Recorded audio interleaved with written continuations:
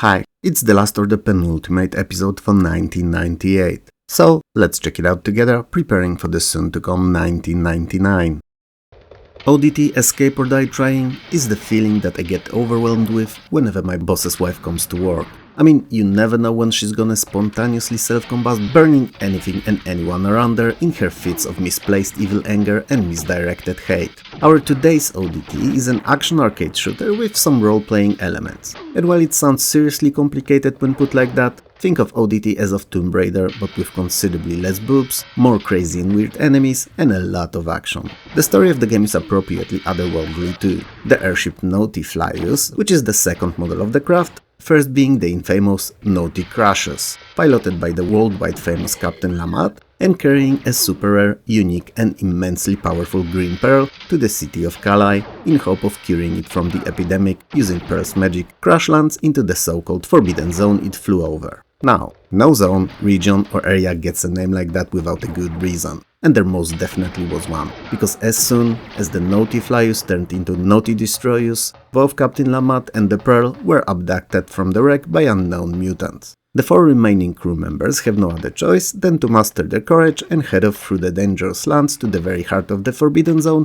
to save their captain and recover the Green Pearl. The four heroes, one of each you get to pick to play as, are the cartographer Julia, the strategist Ike, the engineer Max, and the least fitting out of them all on an adventure like this one, the Archbishop Solar, or the Archbishop Solar, armed with a Bible and uncomfortable desires. And also, because every ship has to have one. It's like an unwritten rule of the skies. Ask a local ship captain if you have to. Anyway, each of the characters have their own strengths, weaknesses and / unique skills. It's worth noting that there are 3 extra unlocked characters available in the game and they're usable in subsequent playthroughs. The gameplay mainly comprises of running, jumping and platforming around various unique 3D environments, solving occasional puzzles and defeating what feels like hundreds of enemies. The game is split into 7 larger levels divided up to 10 smaller sections each. Enemies are rather varied and uniquely designed, so you can expect to fight against different robots, mutant piranhas out of all things, and a whole manner of weird and unexpected creatures really.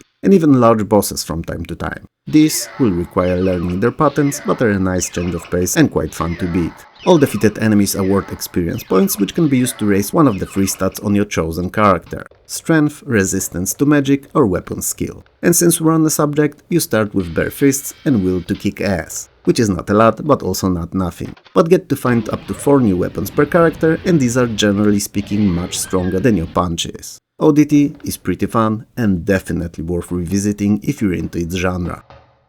Space Bunnies Must Die has one of the most fun video game titles to date. And also, it's accurate, cause Space Bunnies must die. Everyone knows that. It's a third-person action adventure, not unlike Tomb Raider or O.D.T, so you can expect a lot of running and jumping, some climbing and environmental puzzles here and there, and a lot of shooting. In fact, mostly shooting. But such is the genre and it's fun this way. Unlike the aforementioned titles though, SBMD, which abbreviated like that sounds like a development disorder or an STD, sees you going into the levels from a central hub and often having to acquire an object in one stage to then use it to solve a puzzle in completely different one. So it's a bit less linear than expected, but also a lot more confusing. The trade-off here is very personal. Some won't mind it, others will get lost and / or annoyed often. Anyway, in SBMD you play as Alison Huckster, a cheeky and playful track stop waitress and a rodeo performer. Yup, you did not miss here, that's precisely what I said. Your sister has been kidnapped by the evil Space Bunnies and you must now go through numerous levels to save her.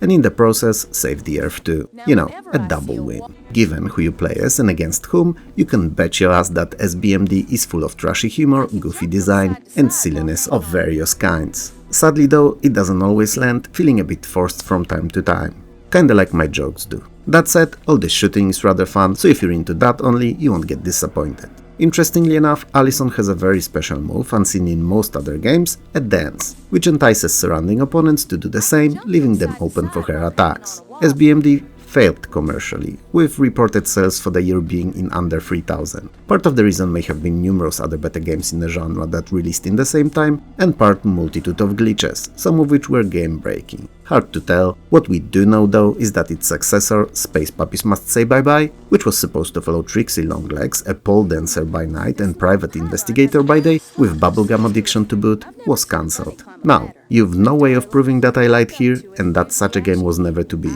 So please, don't try to look it up, just trust me. I don't lie like at least 5–10% of the time. You know, I barely stopped myself from saying that it's difficult to make a bad pinball game, but then I remembered that it's really not and there's plenty of trash ones out there. As game intros go, this one's not the best, but I can at least assure you that 3D Ultra NASCAR Pinball is not of the kind and not trash in any sense of the word. In fact, following Sierra's other games in the genre, it's rather fun and unique. What's so special about it then? Well, for one, you play as one of real-life NASCAR drivers, which may not really change much, but is a nice touch. And secondly, each quote-unquote race you partake in is split into 3 parts, each represented with its own unique table. One for the race preparation and checks, one for the race itself, and one for the pit stops. So, you play on the preparation table first, amassing points and unlocking bonuses, to jump later into the speedway table twice, once for the qualification round, and finally to race. Your points from the preparation along with the qualifications put together decide on your starting location for the race. Fun, right? I mean, we've seen minigames on dot matrix displays, we've seen side tables before too, but very rarely the mechanics between the tables are so deeply intertwined. When racing, you're naturally competing against other drivers, mainly by scoring points by hitting certain table elements as fast and accurate as possible. Entering pit stops happens whenever you hit an accident spot or periodically during the racing. NASCAR Pinball may not be the best looking, sounding, or, dare I say it, even the best playing pinball out there. But its ingenious design, stellar presentation and very original idea keep it fun all throughout, and all fans of the genre should make sure to give it a go, as it will not disappoint. Trax is a futuristic sci-fi arcade racer with weapons. The idea behind it is that simple. There's 8 different vehicles, 10 unique tracks in various teams, and a whole lot of fun to be had either against the CPU opponents or a friend in split-screen mode. As in most racers, first to come across the finish line wins. But unlike most, there are weapons and power-ups too, and these bad boys can make or break the game. Speed boost and shields are nothing special, you've seen them in other games. First pushes you to ungodly speeds and second protects you from the enemy fire. Missiles and lasers, however, are your main articles of destruction, and learning fast how to utilize them may be the best means of winning races. If you add mines to it, which you can poop out every time someone gets close and tries to overtake you, you'll end up with fast and frantic action to keep you busy for a little while. Now, all that said, Trax fails to reach its potential by betting on the average. It doesn't innovate at all and just repeats what other games did earlier and better. So, the tracks, while set in desert, ice and city environments, don't feel very unique, they hardly have any shortcuts or interesting features, and won't even require you braking like ever. You can literally just park a brick on the arrow up button and focus on using power-ups and weapons, and you'll do nearly as good as you would if you were really playing. And worst of all, the cars, while differently spec'd, look similar and don't feel distinctive from one another while driving. In short, Trax feels very generic, and while it's not bad per se, especially that it looks really nice for the time, if you have access to Roll Cage, Motorhead or Wipeout, you'll do better playing one of these. Would it be a cop-out if I just said that Railroad Tycoon 2 is same as 1 but newer and better? It would? Oh man. Okay, let me think. So, Railroad Tycoon 2 is a real-time business simulation, a follow-up to Sid Meier's original, and it covers a large chunk of railroad history. The goal of the game is pretty straightforward: to get as much money as possible in any way possible. So given the type of the game and its subject, it will mostly come down to building train stations, laying of rail tracks, and purchasing of trains and cars. But owning all of these and doing nothing is not a recipe for success, because it's like having a pizzeria fully staffed and stocked up and keeping it closed. So, naturally, you gotta sell those pizzas. I mean, transport passengers and goods. And you do just that. You pick cargo and stations, set up routes and see the money flowing, in big grey bags with huge dollar signs imprinted on sides. Only not really, because your delivery revenue varies by time, distance, demand, type of cargo, economic environment, station improvements and difficulty level. And if you think I'm done listing the factors that influence it,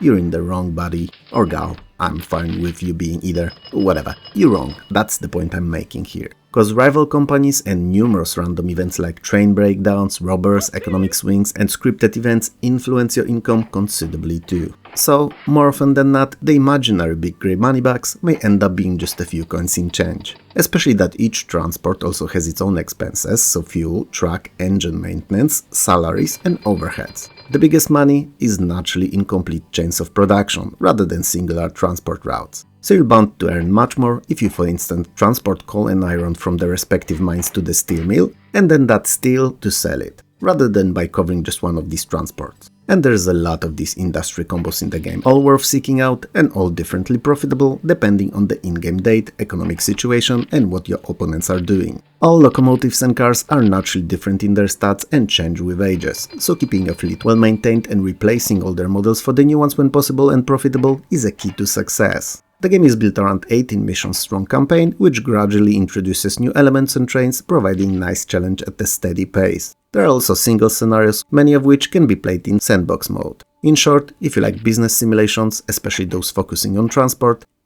or played Transport Tycoon to death, Railroad Tycoon may be a nice change of setting and a fresh take on the formula, especially that it features built-in map and scenario editor, prolonging its stay considerably.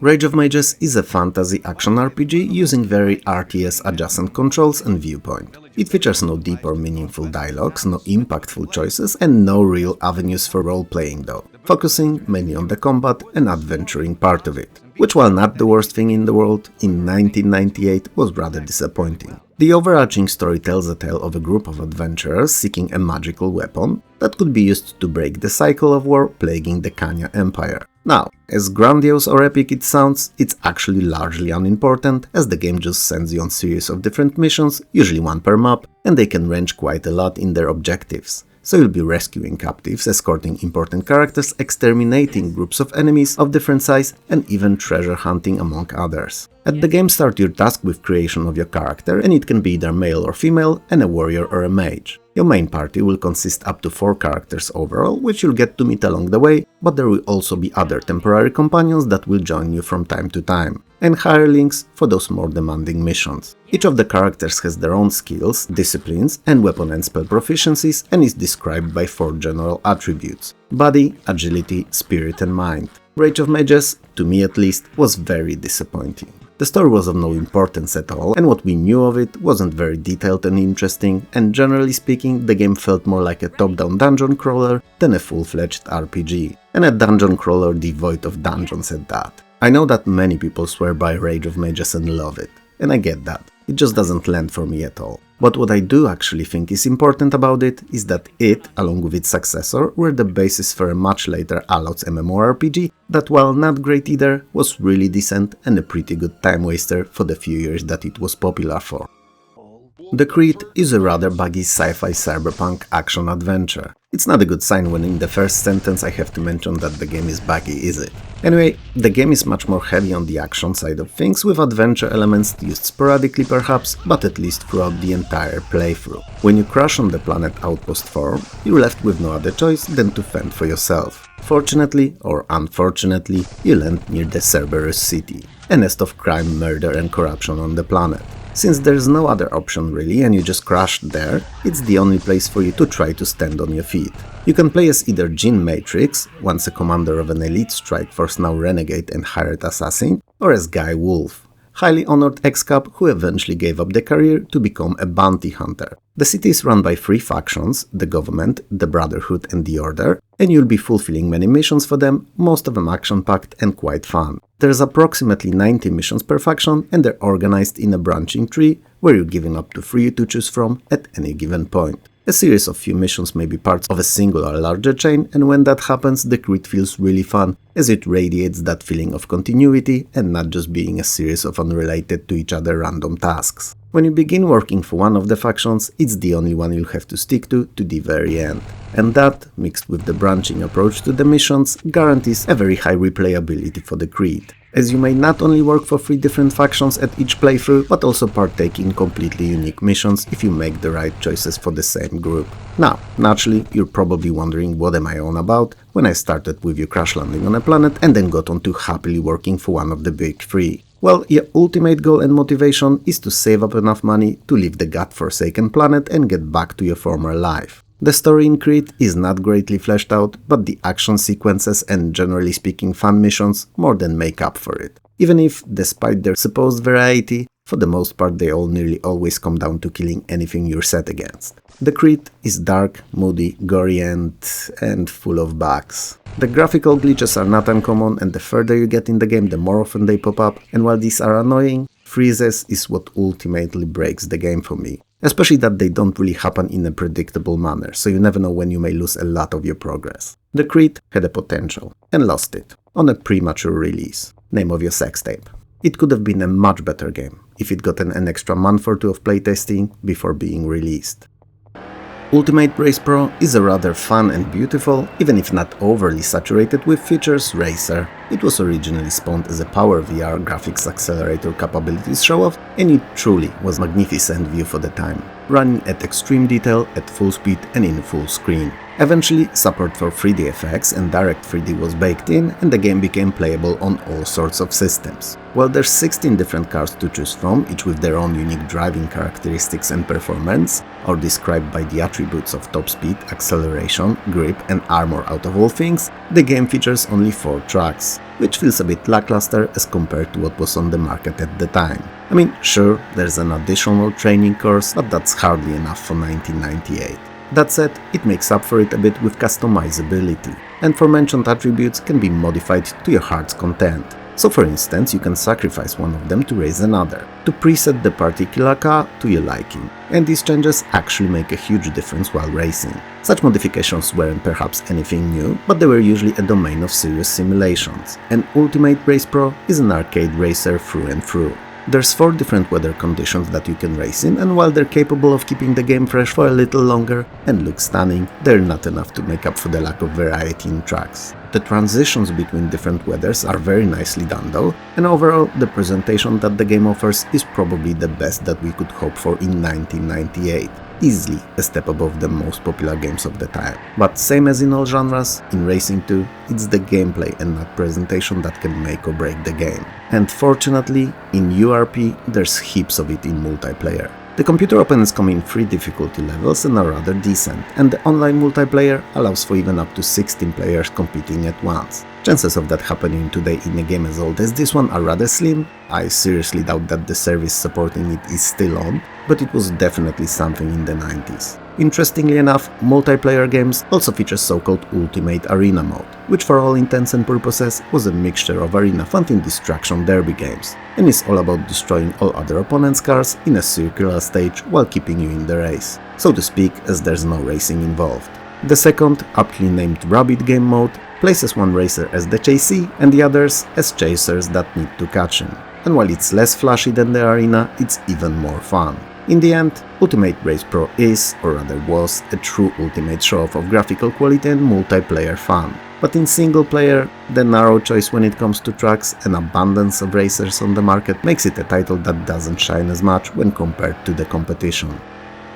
Evil Core: The Fallen Cities is a third-person perspective sci-fi action shooter. It takes place, and brace yourself here, in the year 20,000 AD, when humans have long moved from planet Earth and are now occupying the lush and picturesque planet Malia. The planet is split into 2 definite and different parts. First being the so-called Old Sector, composed mainly of caves, mines, temples and ancient ruins known as the Fallen Cities. And the New Sector, which is where most humans live. It's technologically advanced, features numerous labs, nuclear power plants and space stations. 3 very distinctive cultures live in the New Sector.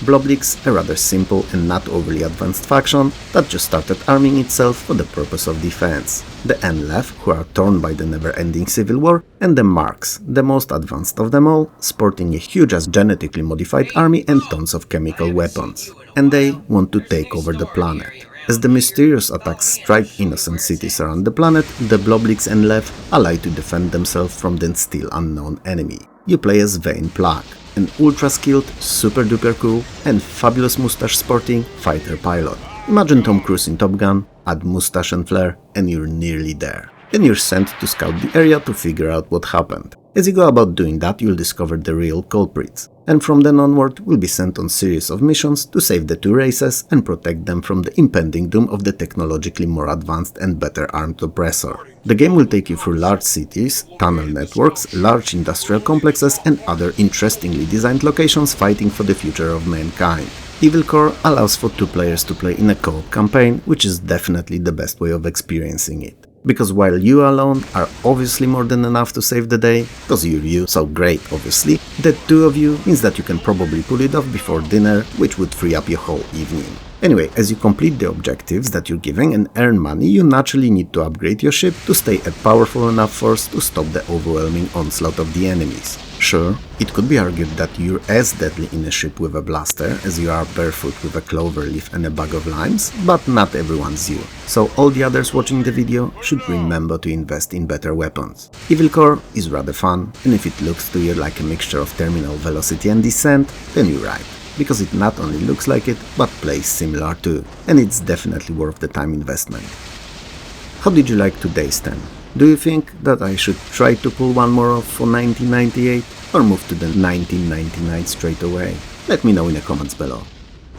If you liked the video, hit those like and subscribe buttons below. Smash them if you have to, it helps more than you could ever know. Also, I would like to thank you and all my amazing Patreon and YouTube members for helping this channel keep going. And last but definitely not least, I would like to thank all the wonderful folks who record and upload playthroughs, let's plays and other retro-centric videos here on YouTube, because they help to preserve the games that would have otherwise been long forgotten. So thank you.